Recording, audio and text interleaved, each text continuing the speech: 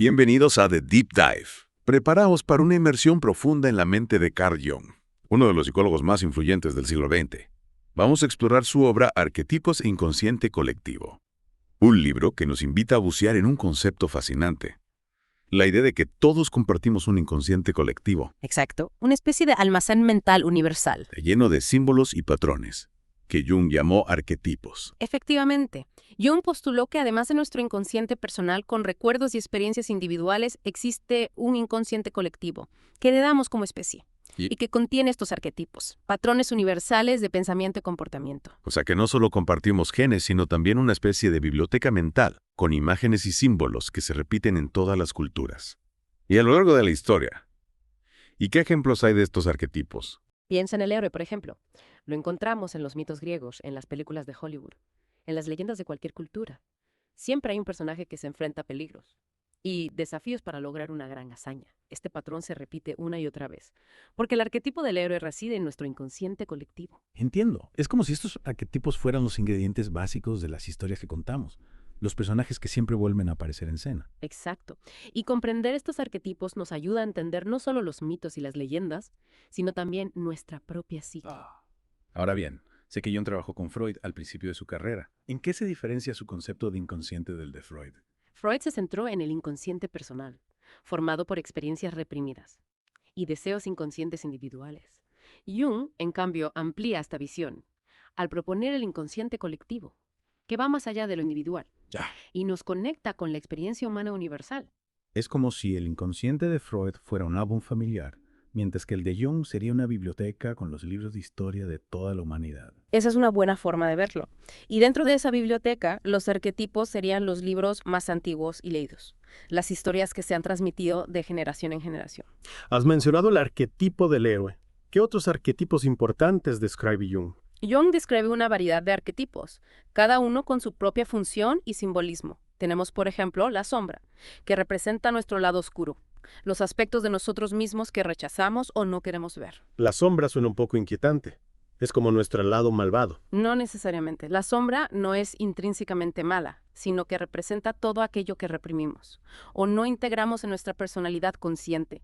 Puede incluir impulsos agresivos, deseos egoístas, miedos o inseguridades. Entonces, integrar la sombra sería como aceptar nuestras imperfecciones y debilidades. Exactamente. Jung creía que reconocer y aceptar nuestra sombra es esencial para alcanzar la individuación, es decir, el proceso de convertirnos en individuos completos e integrados. ¿Y qué pasa si no integramos la sombra? ¿Qué consecuencias tiene esto? Si no integramos la sombra, corremos el riesgo de proyectarla en los demás, viendo en ellos los aspectos de nosotros mismos que no queremos reconocer. Esto puede llevar a conflictos, malentendidos y relaciones tóxicas. Es como si viéramos nuestro propio reflejo distorsionado en los demás, sin darnos cuenta de que lo que nos molesta en ellos es algo que también tenemos en nuestro interior. Precisamente. Por eso Jung insistía en la importancia de confrontar nuestra sombra y de integrarla en nuestra personalidad. Me está dando la sensación de que este viaje a través de los arquetipos es un viaje de autoconocimiento. Así es. Para Jung, comprender los arquetipos es una forma de comprenderse a sí mismo y de entender la dinámica de la psique humana. Y en este viaje, además de la sombra, ¿con qué otros arquetipos nos podemos encontrar? Otro arquetipo fundamental es la persona, la máscara que mostramos al mundo. La máscara. ¿Te refieres a que no mostramos nuestro verdadero yo? En cierto modo, sí. La persona es la imagen que proyectamos a los demás. El rol que desempeñamos en la sociedad no es necesariamente falsa, pero sí es una versión editada de nosotros mismos. Entonces, la persona nos ayuda a adaptarnos al entorno social. Exactamente. Nos permite funcionar en diferentes contextos, cumplir con las expectativas sociales y relacionarnos con los demás de forma adecuada. ¿Y cuál es el problema con la persona? El problema surge cuando nos identificamos demasiado con la persona y perdemos contacto con nuestro verdadero yo. Si la máscara se vuelve demasiado rígida, puede impedirnos expresar nuestra autenticidad y vivir una vida plena. Es como si viviéramos interpretando un papel sin atrevernos a salir del guión. Esa es una buena analogía. Y Jung nos animaba a cuestionar nuestra persona, a explorar qué hay detrás de la máscara y a conectar con nuestra individualidad. Ya veo. Entonces, la individuación implica un proceso de desenmascaramiento, de conectar con nuestro yo auténtico, más allá de las expectativas sociales. ¿Hay algún otro arquetipo que juega un papel importante en este proceso? Por supuesto. Jung describe otros arquetipos como el ánima y el ánimos. que representan la parte femenina en el hombre y la masculina en la mujer, respectivamente. Es decir, que todos llevamos dentro una parte del sexo opuesto. ¿Y para qué sirven estos arquetipos? El ánima y el ánimos nos ayudan a comprender y a relacionarnos con el otro sexo. También nos permiten conectar con nuestra propia energía femenina o masculina, independientemente de nuestro género biológico. Es como si tuviéramos un puente interno que nos permite conectar con la otra mitad de la humanidad. Exacto. Y al integrar el ánima o el ánimos, podemos ampliar nuestra visión del mundo y enriquecer nuestras relaciones. Todo esto me parece fascinante, pero también complejo. ¿Cómo podemos aplicar estas ideas a nuestra vida diaria?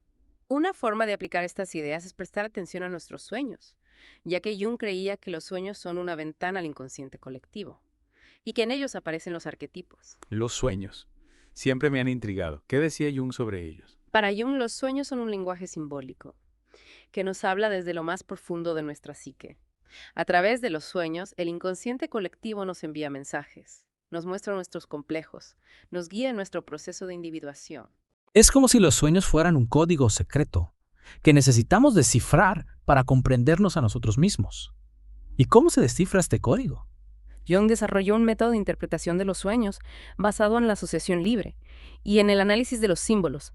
No se trata de buscar un significado fijo para cada símbolo, sino de explorar qué evoca ese símbolo en cada persona, qué emociones y recuerdos despierta. Entiendo.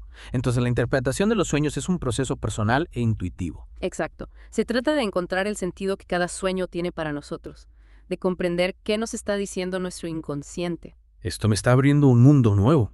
¿Qué otras ideas importantes desarrolló Jung en este libro?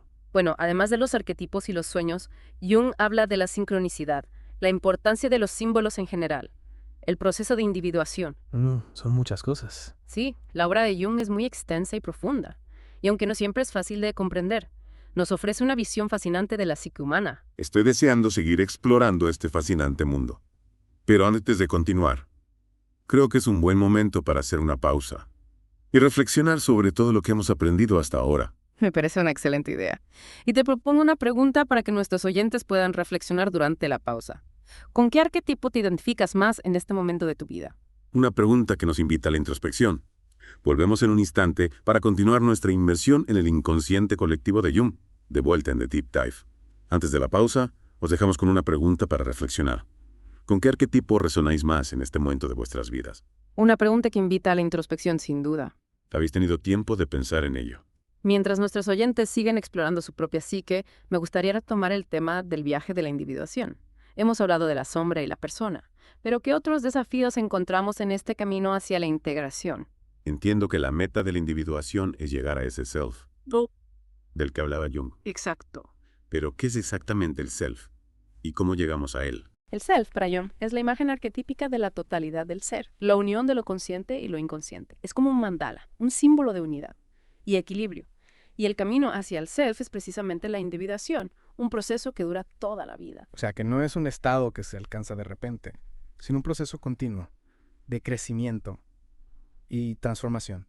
¿Y qué papel juegan los arquetipos en este proceso? Los arquetipos actúan como guías en este viaje. Si los reconocemos y los integramos, se convierten en aliados poderosos en nuestro camino hacia la individuación. Pero si los ignoramos o los reprimimos, pueden convertirse en obstáculos. Es como si los arquetipos fueran las diferentes etapas de un videojuego. En cada etapa nos enfrentamos a un nuevo desafío, un nuevo enemigo, que debemos vencer para poder avanzar. Es una buena analogía. Y al igual que en un videojuego, la clave está en comprender las reglas del juego.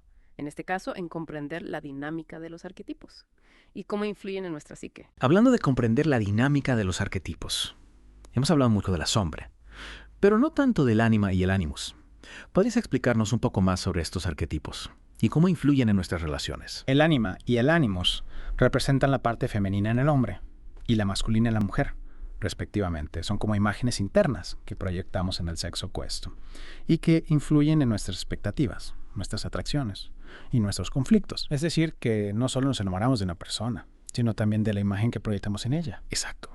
Y si no somos conscientes de esta proyección, podemos caer en relaciones tóxicas, buscando en el otro aquello que nos falta a nosotros mismos. Es como si intentáramos completar un puzzle con la pieza equivocada. ¿Y cómo podemos evitar caer en esta trampa? La clave está en integrar el ánima o el ánimos, en reconocer la parte femenina o masculina que llevamos dentro y en aceptarla como parte de nuestra totalidad. ¿Y cómo se integra el ánima o el ánimus? Es un proceso similar al de integrar la sombra. En cierto modo, sí. Se trata de tomar conciencia de nuestras proyecciones, de observar cómo reaccionamos ante el sexo opuesto, de identificar las cualidades que nos atraen o nos repelen. Y a partir de ahí podemos empezar a dialogar con nuestra propia ánima o ánimos, a comprender sus mensajes y a integrarlos en nuestra personalidad. Es como si tuviéramos un diálogo interno con nuestra propia parte femenina o masculina. Exacto. Y al integrar el ánima o ánimos, no solo mejoramos nuestras relaciones con el sexo opuesto, sino que también nos abrimos a una mayor plenitud y a una comprensión más profunda de nosotros mismos. Todo esto me hace pensar en la importancia de conocerse a sí mismo, de explorar nuestra propia psique. ¿Qué herramientas nos ofrece Jung para este viaje de autodescubrimiento? Además del análisis de los sueños, Jung también daba mucha importancia a la interpretación de los símbolos. Creía que los símbolos son un lenguaje universal, que nos habla desde el inconsciente colectivo. ¿Y dónde encontramos estos símbolos? Los símbolos están por todas partes. En el arte, en la literatura, Yeah. en los mitos, en la naturaleza, en nuestros propios sueños. ¿Y cómo podemos interpretar estos símbolos? ¿Hay algún diccionario de símbolos junguiano? No se trata de buscar un significado fijo para cada símbolo, sino de explorar qué nos evoca ese símbolo a nosotros, qué emociones y recuerdos despierta.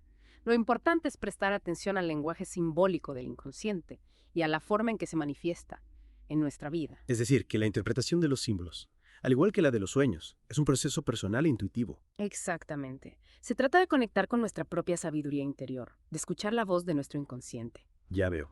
Y en ese viaje de autodescubrimiento, ¿qué papel juegan los mitos? Hemos mencionado antes la figura del héroe, pero hay otros mitos que sean relevantes para la psicología junguiana. Los mitos son una fuente inagotable de sabiduría, y Jung los estudió en profundidad. Para él, los mitos representan las experiencias y los anhelos más profundos de la humanidad, y nos ofrecen una guía para nuestro propio proceso de individuación. Es como si los mitos fueran un mapa del viaje del héroe. Un mapa que nos muestra las diferentes etapas del camino. Y los desafíos que podemos encontrar. Exacto. Y al igual que el héroe de los mitos, nosotros también debemos enfrentarnos a nuestras propias sombras, integrar nuestro ánima o ánimus, y finalmente, alcanzar la unidad del self. Me está dando la sensación de que la psicología de Jung es muy rica en simbolismo y en Punto. metáforas. Sí, Jung creía que el lenguaje simbólico es la forma más adecuada de expresar las complejidades de la psique humana. Y sus ideas siguen inspirando a psicólogos, artistas, escritores. Y a nosotros, por supuesto. Pero antes de continuar explorando este fascinante mundo, creo que es un buen momento para hacer una pausa y reflexionar sobre lo que hemos aprendido hasta ahora. Me parece una excelente idea. Y para esta pausa te propongo una pregunta. ¿Qué símbolo te llama la atención en este momento de tu vida? ¿Y qué crees que te está diciendo? Una pregunta que nos invita a conectar con nuestro inconsciente. Volvemos en un instante para continuar nuestra inmersión en el inconsciente colectivo de Jung. De vuelta en The Deep Dive.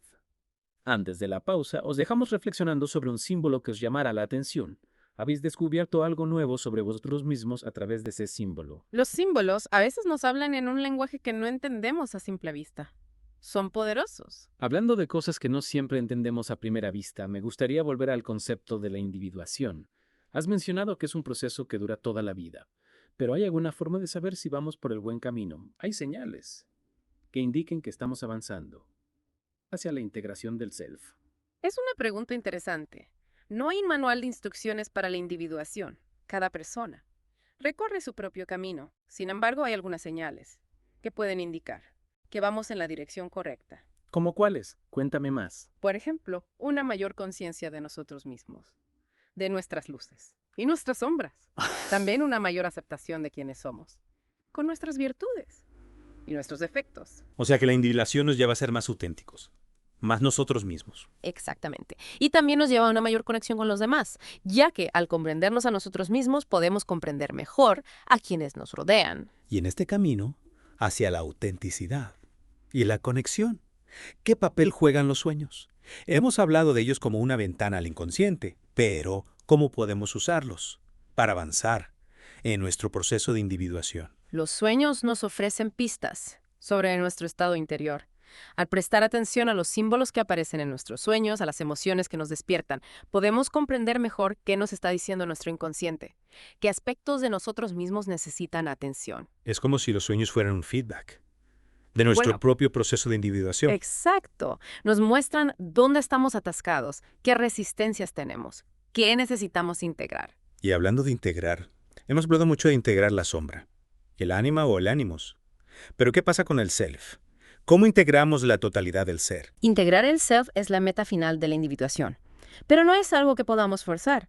Es más bien un proceso que se va dando, de forma natural, a medida que vamos integrando las diferentes partes de nosotros mismos. Es como si el self fuera el resultado de un podo, y cada arquetipo que integramos fuera una pieza de ese podo. Es una buena analogía. Y al igual que en un pozo, cada pieza tiene su lugar y su función. No podemos forzar las piezas a encajar donde no deben. Debemos dejar que el proceso fluya de forma natural. Ya veo.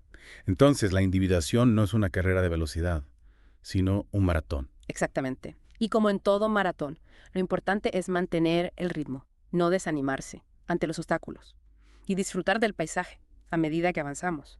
Y en este maratón hacia el self, ¿qué consejo le darías a alguien que está empezando su viaje de individuación? Le diría que sea paciente, que se escuche a sí mismo, que preste atención a sus sueños, que explore los símbolos que le llaman la atención, que busque la guía de un terapeuta junguiano, si lo necesita. Y sobre todo, que no tenga miedo de adentrarse en las profundidades de su propia psique. Así es.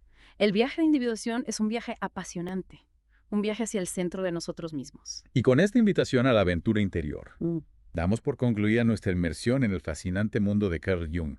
Esperamos que os haya inspirado a conectar con vuestra propia sabiduría interior y a emprender vuestro propio viaje de individuación. Hasta la próxima inmersión.